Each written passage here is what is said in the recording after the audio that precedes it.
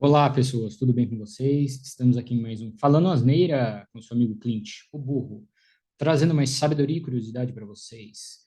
Lembrando que asneira é só o nome do canal. Hoje, em específico, nós vamos falar de um assunto que definitivamente não é asneira. Vamos contar a história além do Santo Graal, que seria o cálice da última ceia, que acreditam que pode trazer a vida eterna. Vamos falar também sobre o quadro da Última Ceia, de Leonardo da Vinci, e no final vou revelar qual a minha teoria sobre qual é e onde está o verdadeiro Santo Graal. Quem não se lembra desse filme, Indiana Jones e a Última Cruzada, temos aqui Harrison Ford no papel de Indiana Jones, Henry Jones Jr., no papel de seu pai, o ator Sean Connery, já falecido, no papel de Dr. Henry Jones pai, um dos meus atores favoritos. No filme, eles buscam o Santo Graal, antes que os nazistas se apossem do objeto sagrado e quem bebesse a água nesse cálice teria vida eterna. O filme é muito divertido, tem várias cenas cômicas, né, como essa dos dois amarrados na lareira, prisioneiro dos nazistas, né?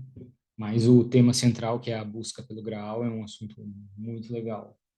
Ah, e buscado no mundo inteiro, né? Causa fascínio em várias pessoas, arqueólogos, historiadores.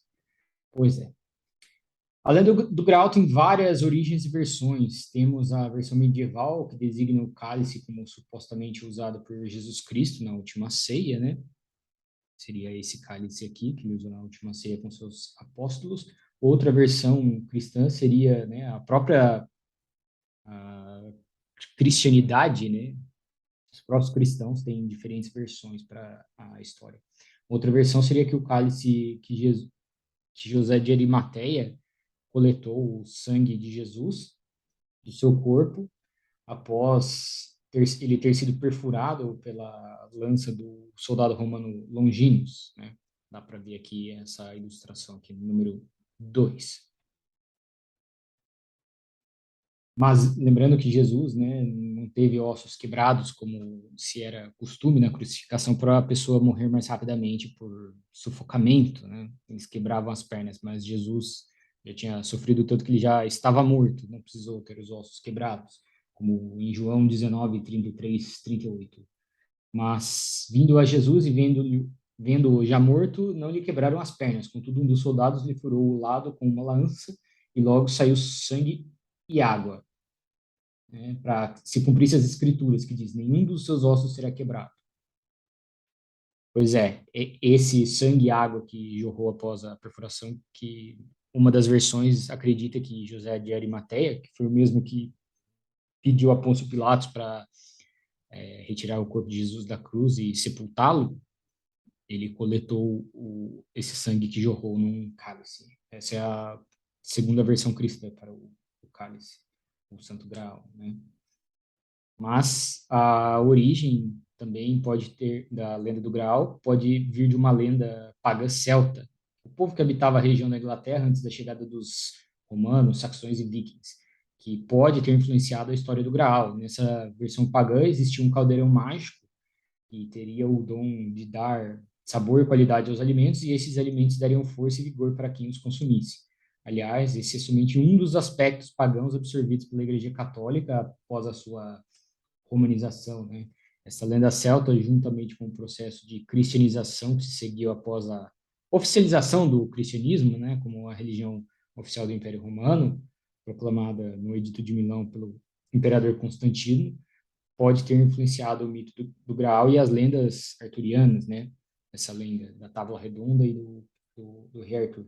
Nela, o rei Arthur, um rei que seria justo e bondoso, né, sentava nessa tábua redonda, né?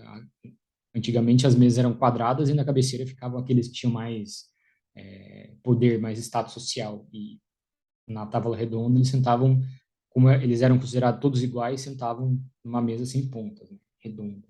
Em algumas versões, os cavaleiros nobres do rei Arthur são em número de 12, dentre os quais um, chamado Mordred, foi seu traidor. Já perceberam a semelhança, né? A influência pagã e cristã se confluindo, né? um rei justo e bondoso, com 12 seguidores, e dentre eles um seria o traidor, igual a história de Jesus e dos seus 12 apóstolos, né? Na versão do poeta francês Robert de Boron, no início do século XIII, o rei Arthur e seus cavaleiros partiriam em busca, né, do cálice sagrado, usado por Jesus na última ceia, ou em outra versão, o cálice onde José Arimateia, como eu falei, recolheu o sangue do corpo de Jesus. Essa busca pelo objeto seria para salvar Camelot, que era o reino do rei Arthur, né, a cidade principal do seu reino, da miséria que a assolava. Dizem em outra leitura que essa busca seria apenas a busca dos homens pela divindade, pela perfeição e a bondade, né? No final, eles encontram o cálice, retornam para Camelot e restabelecem a paz ali na cidade, né? Nessa versão arturiana, o Graal seria o cálice, que seria esse da versão de José de Arimateia. Ele coletou o sangue de Jesus e fugiu da Judéia, né, para a Inglaterra, né, influenciando o mito do rei Arthur. Vocês podem ver aqui no mapa central. Ele saiu de Jerusalém, foi para a Europa e foi até Glastonbury, que seria Avalon, né, que seria a cidade sagrada dos druidas nas lendas arturianas, né? Esse quadro representa bem essa versão. Existe também a teoria de que o cálice teria sido encontrado pelos cavaleiros templários nas ruínas do rei Salomão e levado para a Inglaterra ou para a França também, né? Em Glastonbury tem também a cidade de Rennes-le-Château, que afirmou que estava lá, e temos o cálice espanhol, que seria esse aqui, que está em Valência. Realizaram estudos nesse cálice e, apesar das alças e a base terem sido acrescentados depois, o centro dele é formado de material bem antigo, mais ou menos por volta de 100 antes de Cristo. Até poderia ser, cronologicamente falando, o cálice, né? Temos esse cálice bonito, né? Tudo feito de ouro, pedras preciosas. Voltando ao filme, né? Do Indiana Jones, o, o cálice estaria, né, localizado nesse templo de Petra, que realmente existe na Jordânia, atual Jordânia. Lá, o Indiana Jones teria que passar por 3 desafios mortais antes de pegar o cálice, que estava nesse templo construído por cavaleiros cruzados da Irmandade Cruciforme, uma clara alusão aos cavaleiros templários, né? O primeiro desafio, ele teria que é aquele que só o homem penitente passará, entre aspas, né? E quem é o homem penitente? Aquele que se ajoelha perante Deus. No desafio, existe uma lâmina que corta a cabeça dos exploradores do templo, então só quem se ajoelha e se abaixa consegue passar, não perde a cabeça. O segundo desafio é esse que está ilustrado, né? Na verdade, esse é o terceiro. O segundo é a palavra de Deus. No chão existem muitas letras e só as letras certas são pisáveis, as outras desabariam, né? Você cairia num abismo. E o Indiana Jones pisa a palavra de Deus seria o próprio nome de Deus, né? E o tetragrama Yahvé, em latim. Este, como eu falei, seria o terceiro desafio, o salto do leão. Só com o salto do leão provará o seu valor. Ele teria que saltar esse abismo, né? Mas é uma distância, digamos, impulável, insaltável, mas na verdade existe essa ponte invisível que só quando ele se enche de fé ele consegue pisar e achar a ponte invisível. Depois ele marca ela com areia para as outras pessoas que vêm atrás dele conseguir seguir. O último desafio seria um desafio surpresa, onde o Indiana Jones, nosso herói, se encontra com o cavaleiro que cuidava do Graal, né, esse cavaleiro cruzado, onde existem diversos, aqui no fundo da imagem, diversos cálices que supostamente seriam, só um seria o correto, e o cavaleiro fala para o Indiana que somente um daria a vida, o outro daria uma maldição terrível, né? Tiraria a vida. E todos eram feitos de pedras preciosas, todos bem adornados, né? Então, Indiana Jones escolhe o que seria um cálice de carpinteiro, o mais humilde, né? a imagem, é um cálice de madeira, porque seria de carpinteiro. Jesus trabalhou com carpinteiro com seu pa- padrasto, né, São José. O oficial nazi, por sua vez, escolheu o mais requintado, que tinha mais ouro, mais pedras preciosas, e virou literalmente pó. Morreu e virou pó instantaneamente. Nessa cena bizarra do filme. Além das diferentes versões, também temos, né? Lembrando que Indiana Jones ele aceita ir pegar o cálice para os nazistas porque o pai dele tinha sido baleado, então ele tinha que pegar o cálice para salvar o pai dele. E ele realmente pega o cálice certo e consegue salvar o seu pai. No final no filme, eles não podiam cruzar um selo marcado no chão, né, segurando o cálice, e acaba acontecendo, né? E o cálice fica preso num abismo. O Indiana tenta pegar ele, mas o pai dele sabiamente fala para ele, né? Primeira vez que ele chama o Henry Jones Jr. de Indiana, porque ele só chamava ele de Júnior, fala para ele: deixa o cálice aí, né? Deixa ele ir, porque o cálice era uma busca pelo sagrado, não era só uma questão pegar o cálice, né? Não era um troféu como os nazis e outras pessoas pensavam. Então, eles já tinham restabelecido a boa relação de pai com filho, então o cálice era o de menos, era só um troféu. Eles já tinham encontrado a santidade que eles precisavam, né? É um filme muito legal. Quem não assistiu, assista e vale a pena. Eu já devo ter assistido umas 50 vezes. A outra versão, ainda existia essa outra versão que é quanto ao formato do Graal, né? Essas três versões. Um seria mais em relação à lenda celta, né? Um caldeirão, um, uma tigela, né? Um prato, onde Jesus, na verdade, teria dividido o pão da última ceia, né? A primeira é a Eucaristia, a segunda versão, que é essa do meio, seria a versão do cálice e taça mesmo, e a terceira seria um cálice intocável, seria um objeto que só se materializa para os puros. E agora vamos para a segunda parte do vídeo, pessoas. Acho que todo mundo conhece este cidadão, né? Ele já faleceu, obviamente, o senhor Leonardo da Vinci. E vamos falar sobre La Última Cena, Il Cenacolo, no italiano. No português, o quadro da Última Ceia, ou Santa Ceia, que Leonardo da Vinci pintou. Da Vinci, esse senhor dispensa qualquer comentário. Acho que todo mundo conhece o gênio que pintou a Mona Lisa e fez outros inúmeros inventos. Da Vinci para mim, é igual o Tesla.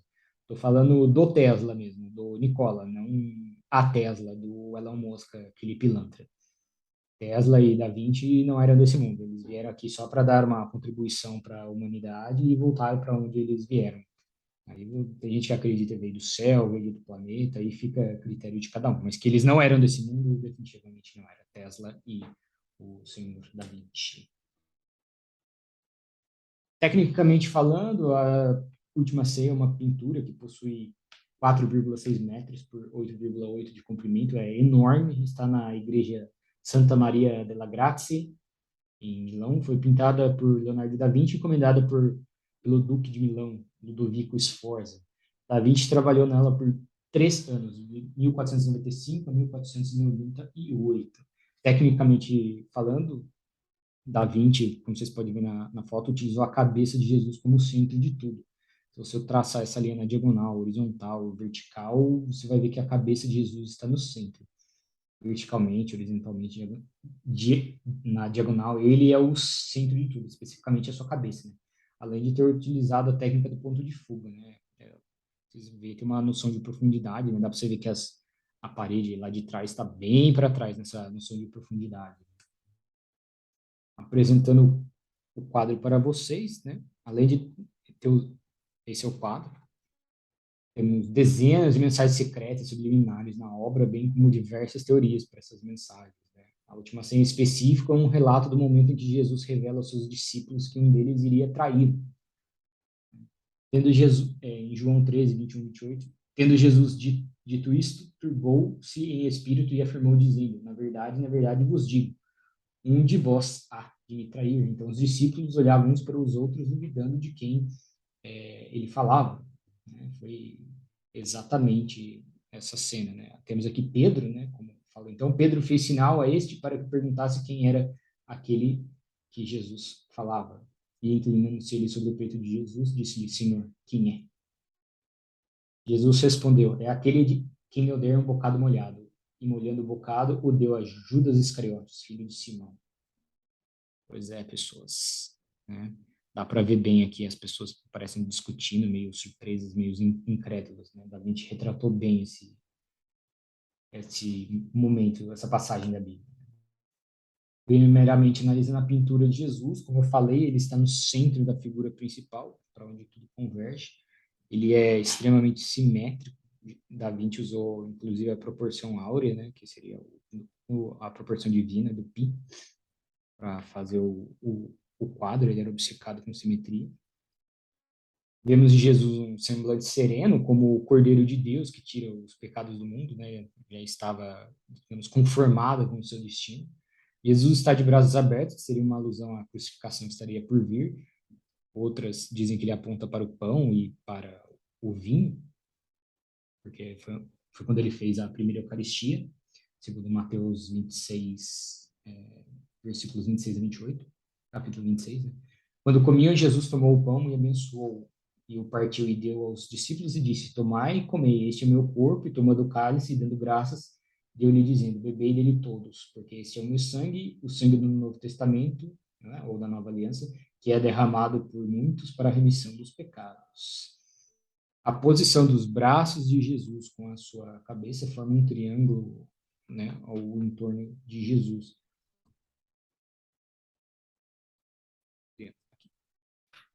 Que seria mais uma representação da perfeição de Jesus, porque é um triângulo perfeito, é um triângulo equilátero, tem os três lados iguais e os três ângulos iguais.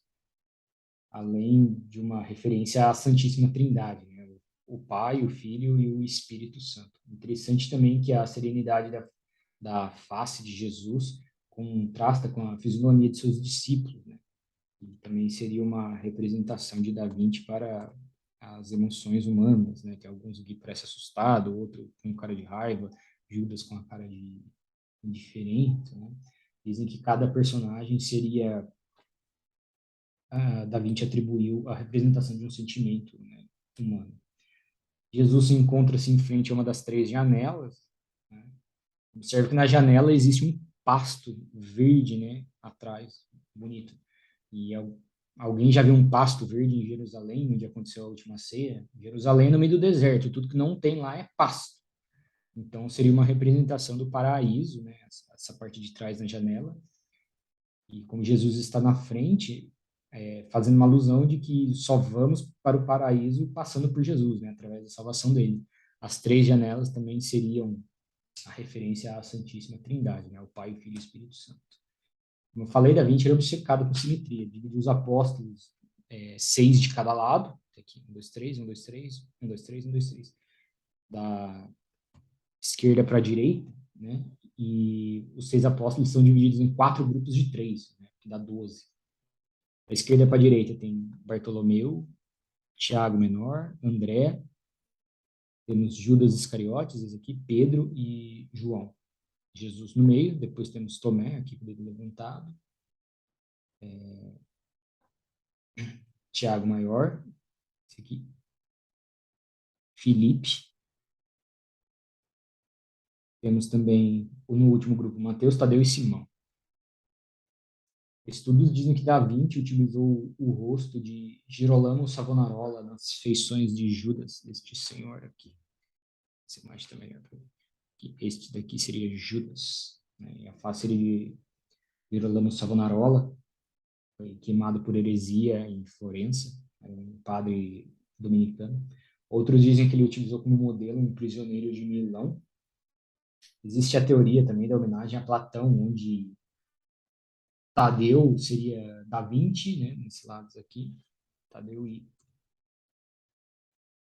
Tadeu, São Judas Tadeu seria Da Vinci, e Mateus, 9, seria Marcílio Ficino, amigo de Da Vinci, que traduziu as obras platônicas do grego para o latim. Ambos olham para o lado da mesa para Pedro, né, que seria a representação de Platão.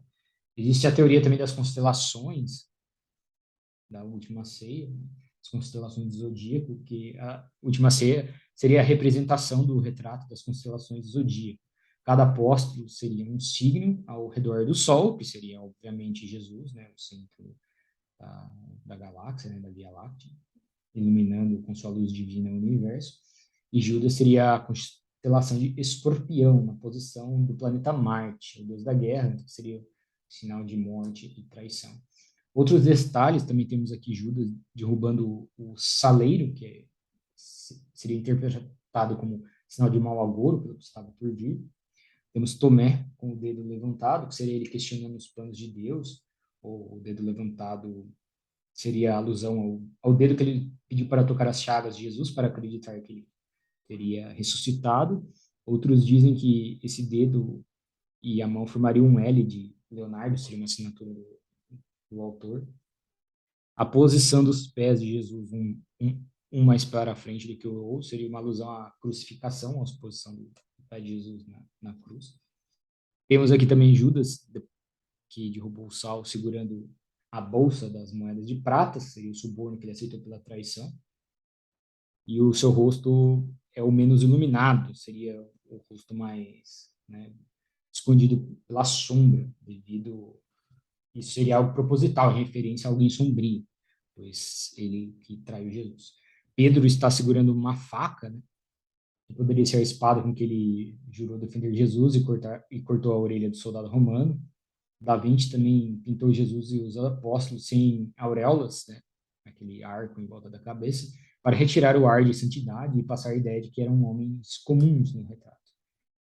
A posição de Pedro sussurrando no ouvido de João, a fim de perguntar para Jesus quem seria o seu traidor. João foi pintado à direita de Jesus, pois seria o discípulo que Jesus mais amava e o único que não fugiu após a sua captura e crucificação. Ele estava lá ó, no pé da cruz, segundo relatos bíblicos, consolando Maria, a mãe de Jesus, e cuidou dela até a sua velhice. Coincidentemente ou não, foi o único apóstolo que morreu de velhice, né? Não teve uma morte violenta como a dos outros, foram queimados, decapitados, crucificados. João também é retratado com traços pueris, pois seria o mais novo dos apóstolos. Outros teóricos, né, como Dan Brown, o autor do Código da Vinci, afirmam que ele tem feições femininas, andrógenas, inclusive é o único que usa um colar, né? Ele seria, na verdade, uma mulher, seria Maria Madalena. Temos o formato de V, da letra V, entre os dois, e o formato da letra M de Maria no quadro, né?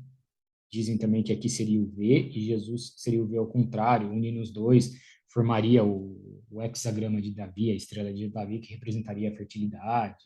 Não que essa seja a minha teoria, mas é a teoria de Dan Brown.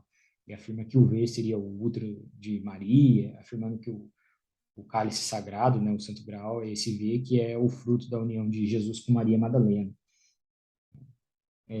Na Santo Graal vem de Santo Graal, que seria o santo recipiente, Graal vem do celta e santo, né, do latim, mas também tem aquelas pessoas que, né, como Dan Brown, que afirma que sangral seria o sangue real, não, seria uma tradução errada, não um santo recipiente, mas seria o sangue real, que é a linhagem de Jesus e os filhos e filha que ele teve com Maria Madalena e deu origem à família sangue real, né, de sangue real, seria, na verdade, o Santo Graal. O Santo Graal seria a linhagem divina, e dessa linhagem vieram a dinastia dos carolíngios, né, do imperador Carlos Magno. Carlos Magno foi o primeiro imperador oficial do Império Romano, né, já na forma de Sacro Império Romano Germânico, oficialmente reconhecido após a queda do Império Romano do Ocidente. Então, essa linhagem dele seria diretamente vindo de Jesus e Maria Madalena. Carlos Magno, lembrando que ele era neto de Carlos Martel, que reprimiu a expansão árabe vindos da Península Ibérica e do Califado de Córdoba até a França na Batalha de Poitiers. Para mim, isso seria só para puxar a sardinha do lado dele. Eu não acredito nessa teoria, mas só estou apresentando. Na esteira dessa teoria de que João, na verdade, seria Madalena, teorizam também que Pedro, o discípulo armado, que dizem que o discípulo mais amado era Judas, e foi incriminado pelos outros discípulos por inveja, e que ele estaria segurando, né, que seria o bebê, que seria fruto do relacionamento de Jesus com Maria Madalena, e Pedro estaria segurando uma faca da discórdia, a fim de ameaçar Maria Madalena, estaria falando, sussurrando no ouvido do João barra Maria Madalena, ameaçando, né, aqui nessa montagem, cadê o bebê? Aqui. Fizeram essa sobreposição de imagem com essa montagem, né? Maria no colo de Jesus, eles olhando para o ombro de Judas, que seria o bebê real. Não? Mas agora o segredo revelado da onde, na minha cabeça, aonde está o cálice. O que mais me chama a atenção é que Leonardo não retratou nenhum cálice na pintura. Você vê, tem copos, pratos, mas não tem nenhum cálice. E supostamente daria a vida eterna. Na minha teoria, por quê? Eu, na verdade, vejo o cálice, o verdadeiro, não o copo.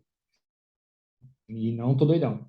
Aqui tem um cálice, bem no centro da figura. Para mim, este seria o cálice, para onde tudo converge. O próprio cálice, para mim, seria Cristo. Por isso que Leonardo da Vinci não colocou o cálice. Pois Jesus é o próprio cálice, é através dele que quem bebe tem a vida eterna. Né? Como João, capítulo 11, versículo 25 e 26. Disse-lhe Jesus: Eu sou a ressurreição e a vida. Quem crê em mim, ainda que esteja morto, viverá. E todo aquele que vive e crê em mim nunca morrerá. Pois é, pessoas. Essa é a minha teoria, que eu acredito que o Santo Graal e da Última Ceia de Leonardo da Vinci, que o próprio Cristo é o Santo Graal. Espero que tenham gostado do vídeo. Essa é a minha teoria, mas como eu falei, existem diversas teorias. Cada semana surgiu uma nova. Espero que tenham gostado do vídeo e até a próxima, pessoal. Tchau!